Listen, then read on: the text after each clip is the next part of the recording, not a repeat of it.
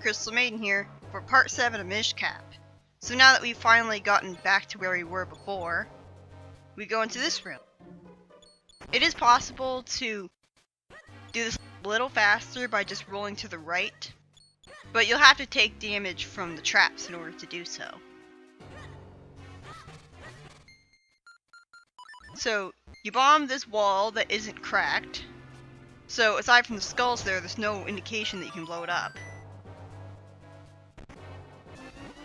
So the dungeon item is a pretty unique concept for a Zelda game. It's the mole mitts, which allows you to dig through the ground. But it's not like you can just drill into the ground from above and just go wherever you want. Although that would have been pretty cool. You can dig up dirt like the shovel in Link to the Past, and you can get hearts and rupees that way sometimes. Although I wouldn't recommend it because it takes forever. Wall masters can be pretty annoying, although they're usually guaranteed to drop a lot of money if you kill them. They're a cash cow enemy, so that's good at least. But they're usually in swarms, and they bring you back to the entrance of the dungeon, and so you can be focused on attacking one of them. And they're pretty large too, so you can only attack one that's right in front of you at a time. So if they swarm at you from almost all sides, you might find yourself guaranteed to be sent back to the entrance of the dungeon. This puzzle used to stump me as a kid, but it's really not that hard. You just look at how the floor tiles are arranged. And this is a perfect illustration of how it's pretty much, it would be impossible to beat the game if the clone Link could not go through solid objects, because it's pretty easy for him to hit a solid object when he gets here. These rolling pins are pretty annoying to deal with. You fall into the hole, and I got so distracted by the fact that I fell into the hole and got hit by the rolling pin that I went over here without unlocking the door. And that almost always happens to me. So I went through all the trouble of shrinking myself because the skulls respawn for some reason, and I can't, so I have to take the long way. But oh great, like yeah, so I cut to me unlocking the door and cut to me going through it.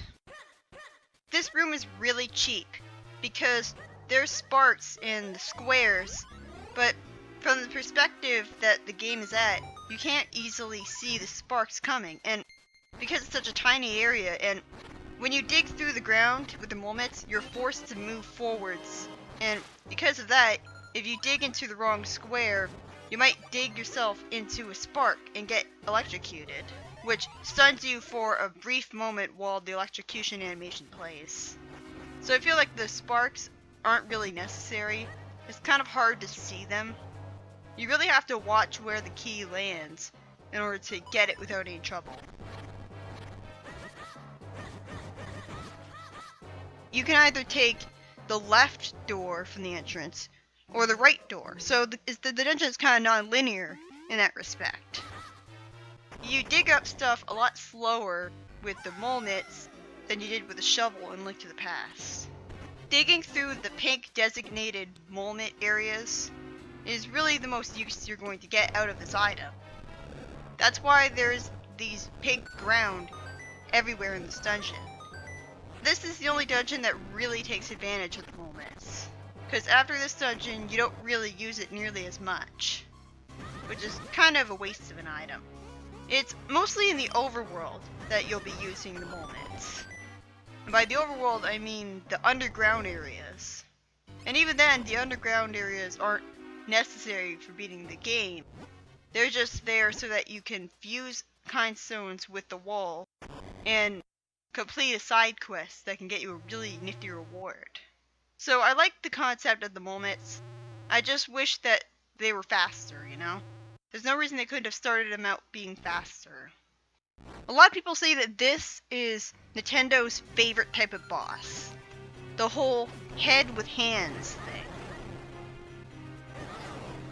I'm trying to stand still and keep on attacking the pink thing, but the fist keeps coming down on me, so I have to roll away. And it'll only stay on the ground for a certain amount of time, so you're under time pressure. At first, it's not so bad. But bullshit. Those things can attack you when you're tiny and helpless, and you have to awkwardly navigate around them to get back to the shrink portal. You have these fists, and oh great, I wanted to shoot him, but he just started going up in the air. And there's actually a really bad glitch where if you wiggle the control pad while you're in here, then it can actually decapitate Link, and I'm serious. You can't do anything after that because Link can't attack the boss as a head. Because the fist will just keep going up and doing its own thing, but Link's head will still be there, and you won't be able to beat the boss. I think that actually happened to me at some point. It's a pretty well documented glitch. And it's really easy to do because you might assume that you have to wiggle the control pad to get out of its grip fast enough. As annoying as the boss of the Tower of the Gods was, at least it doesn't have a glitch that makes it impossible to beat.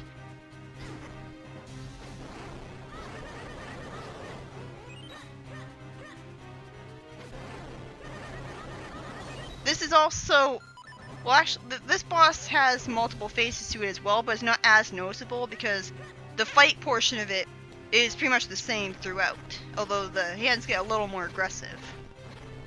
Here, you have to deal with slowly digging through the ground, and it's completely random where the thing appears. Like, no matter how many times you fight this boss, the thing you have to attack will always be in a random place every time. So there's no strategy to it at all. This is supposed to be a speedrunner's nightmare. And when I one-hit run this boss, I literally cheered. I was so happy because it took me so many different tries to beat that boss without ever getting hit. Because you're helpless when you're moving around and trying to untrick yourself. You're completely helpless, and you're completely at the whim of what random direction the hands decide to go. So if you end up getting hurt by the hands, then you have to do the boss over again. It's a good thing that this one is already activated, or you wouldn't be able to get here. And you have to talk to him to progress through the game. See what I mean? He says he's the wisest of the wise, so he's supposed to be an important NPC, but he looks exactly like all the other Forest Minish. And that's pretty cool, they actually study math in Hyrule. Even though Hyrule is usually supposed to be a medieval place, they actually teach their kids math. Makes you kind of wonder what they do with math. I mean, I guess there are engineers, because there has to be technology here. So, this is basically a monster's den. The more you get hit, the worse your reward will be. But this place is so cheap. It's so filled with enemies that can very easily hit you. And there's so many of them. The P-hats are kind of annoying, but they're not as annoying as in Zelda 1 because you can attack them with your sword and it'll actually knock them back rather than doing nothing. Ugh, this boomerang sucks. Why can't it be more free-flowing? Why are you only restricted to throwing in 8 directions and it's easy to throw in a direction you don't want to? I sort of like the music here at least. Thankfully I managed to somehow get the piece of heart anyways. Also, I guess it's magic that does this. Because he got his piece of heart in a dream, but I guess it's supposed to be a reference to Link's Awakening where you went to bed and you went to a dream world and that's how you got the ocarina. Oh great, kids want to be gamblers. That's right, this is another gambling shop. Only here they have an extremely heavy-handed message where they whine and bitch about how gambling is wrong. Like, we already know that.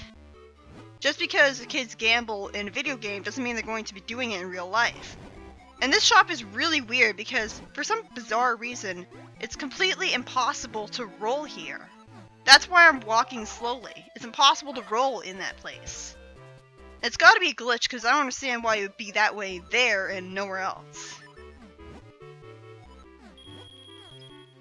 I kinda like, but it's also annoying how she goes like, right, the cheap room. Cause it feels like, what, is it a society that's judgmental of the poor or something?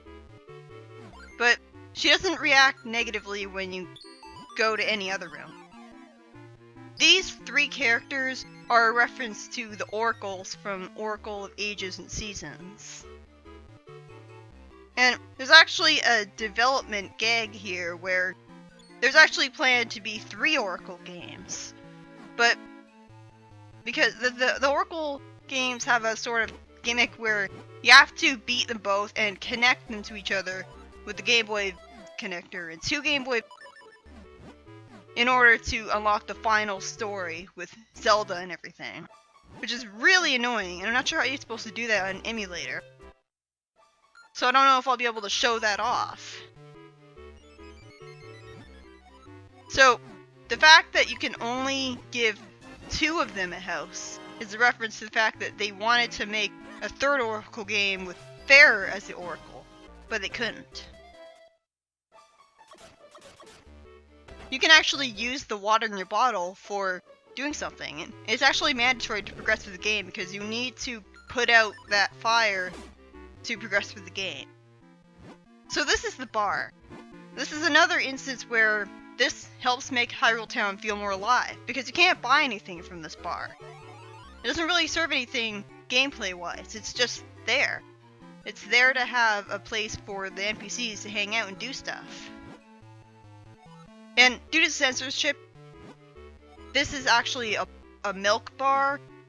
It's just like in Ocarina of Time, they would drink milk. But wait a minute, you can buy Lon milk in this game. So does that mean that milk in this game is alcoholic? I guess you can put alcohol in milk.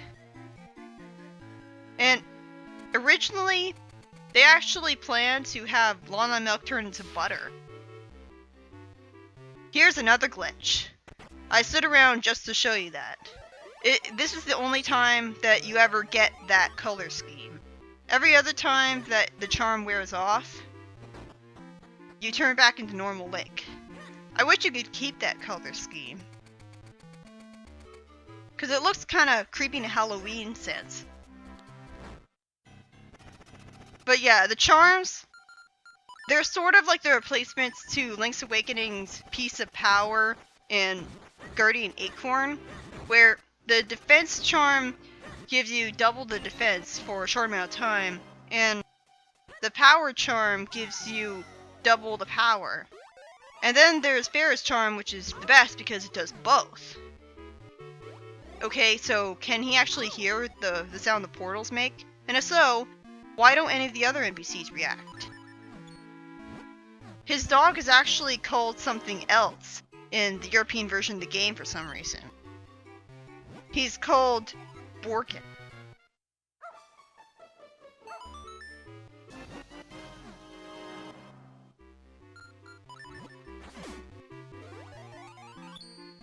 And his dog is actually a he, despite having a Fifi for a name. Yeah, that's a typical dog thing to say. I don't really get what the point of again, the game tries to explain away why rupees show up when, yeah, I kept walking forwards and I didn't expect there to be a pit right in front of me.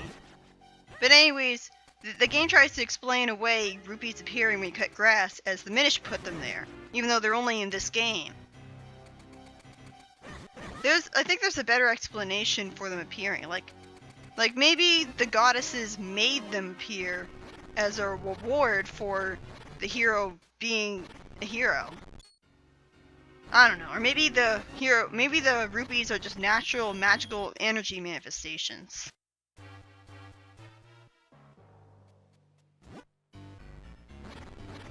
This dungeon is kind of weird because it's the Fortress of Winds, but nothing in here has anything to do with the wind. And this is probably good foreshadowing to the fact that You don't actually get the wind element from here. You get the warp flute, the Ocarina of Winds, which I think is actually a much nicer name than Ocarina of Time, because the Ocarina of Winds, well, it's a wind instrument, you know? I thought the teacher would say something else, so. Something I haven't mentioned yet about Hyrule Town is that I love the music of that place. It has a futuristic feeling to it. Like you'd expect to hear it in the Jetsons or something. Married to the Moblin? Learn to like your like. First of all, married to the Moblin, I guess this is a reference to the whole interspecies romance implication that was actually one-sided. When you had Maggie, who was in love with the Moblin in Wind Waker. But why would they even reference that? And not just out of universe, but in universe. You think that they'd disapprove of that? And a good guide to a bad pet. Why would anyone keep a like as a pet? See you in the next part.